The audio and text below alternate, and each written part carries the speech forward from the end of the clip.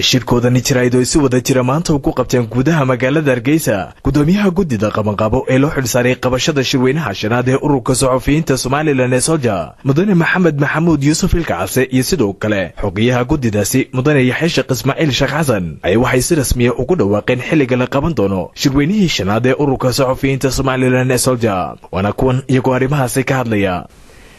waxay ahayd 17kii bishii hore August markiina loo magacaabay gudida qabanqaabada shirweynaha shanaad ee Solja waxaana naloo qabtay muddo hal bil aanu ku soo afmeerno isla markaasina aanu ku qabanno shirkaasi waxaanu soo rogrognay isla markaasina aanu soo qiimeynay dhinacyo badan annaga oo ka eegayna maslaxadda guud ee saxufiyiinta Soomaaliland waxaanu soo gabagabaynay isla markaasina aanu soo afmeernay gudidii ama cidii ka soo qayb galisay shirweynaha ergeydii ka soo qayb galisay shirka sidaas daraadeed maraaxil fara badan ayuu soo maray caqabado fara badan ayaa ka hor yimid isla markaasina waxa aanu ku xalinay wada hadal iyo talooyin dhex marayay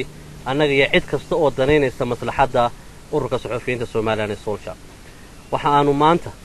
soo afmeernay liiskii ergeyda ka soo qayb galaysa shirweynaha shanaad ee Solja ururka saxafiyiinta Soomaaliland ee Solja sida uu sheegay weeyaan muddo badan bay saxafiyiintu sugayeen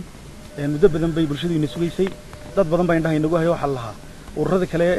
la midka ah ururada saxaafaddu shirarkooda si fiican bay u qabsadeen ururkii saxaafadii bulshada hagay ee bulshada hormoodka indhaha aha iyaga wuxuu talo goormu ka soo bixi doona taasina maanta halkan u fadhinaa shirki insha Allah wuxuu inoo qabsoomi doonaa oo aan ku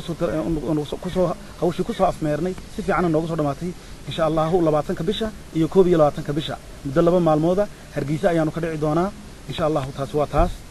dhamaan ergooyinka waxaan ka farayaa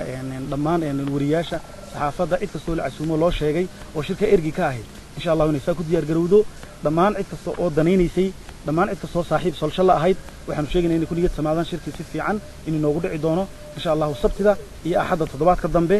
20ka iyo 21ka bisha Hargeysa ku dhici doona وفيصل محمد آدم فيصل فيفا تلفزيون عالمي Royal TV مقالة Hargeysa